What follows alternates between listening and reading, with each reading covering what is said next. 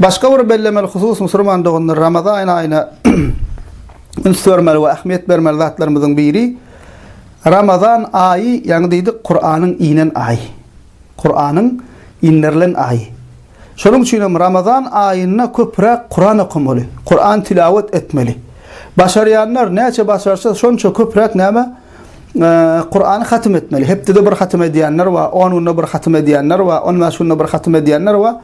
Neçe başarsan şonça köp hatim etmeli. Bolmanla bir gezecek hatim edecek bolmalı.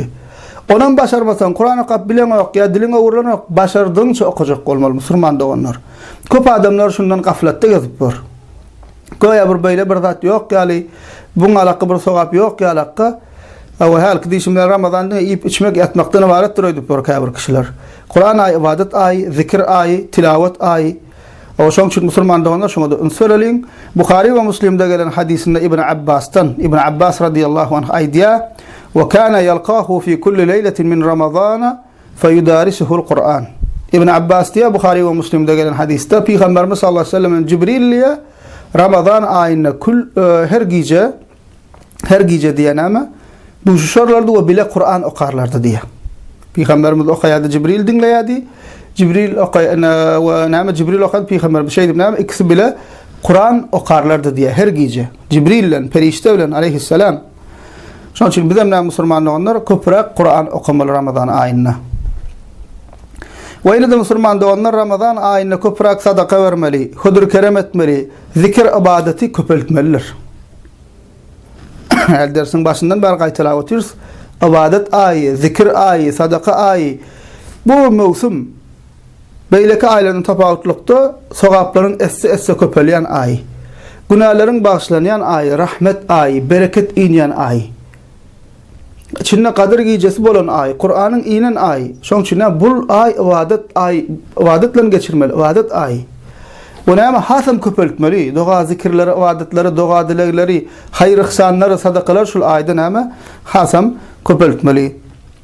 Bu barada Ali ibn Abbas radiyallahu anhuma قال كان رسول الله صلى الله عليه وسلم أجود الناس وكان أجود ما يكون في رمضان حين يلقاه جبريل وكان يلقاه في كل ليلة من رمضان فيدارسه القرآن رواه البخاري ومسلم وديا ابن عباس رضي الله عنهما Buhari ve Müslim'de gelen hadiste Peygamberimiz sallallahu aleyhi ve sellem insanların en cömertidir diye. Yani Peygamberimizden cömert yok, cömertlikte.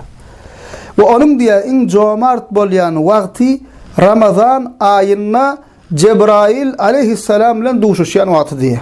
Beterim şonda näme cömert bolardı diye. Diye sonra Cebrail Ramazan ayına her gece Peygamberimiz ile duşuşup bile Kur'an-ı Kerim okarlardı deyip aydı. Hemen haber veriyor demek Ramazan ayında Peygamber sallallahu aleyhi ve sellem beterim cömert bolyan eken, hayır ihsan, sadakani köpel diyen eken. قال النووي في هذا الحديث فوائد منها استحباب إكثار الجود في رمضان شرح مسلم. İmam Nevevi rahimehullah şerh Müslim'de diye ve bu hadisten çıkan peydalardan, nasihatlerden biri Ramazan ayına köp hayır ihsan edip cömert bolmaň mustahaplığıdır diye. Ve İbn Qayyim rahimehullah Zadul Ma'ad adlı eserine diye قال İbn Qayyim rahimehullah ve kâne nebiyyü sallallahu aleyhi ve sellem أجود الناس وأجود ما يكون في رمضان يكثر فيه من الصدقة والإحسان والتلاوة والقرآن والصلاة والذكر والاعتكاف. İbn Qayyim rahimehullah Zadul Ma'ad adlı eserine diye Peygamberimiz insanların en cömertidir. O en cömert vakti Ramazan ayındadır.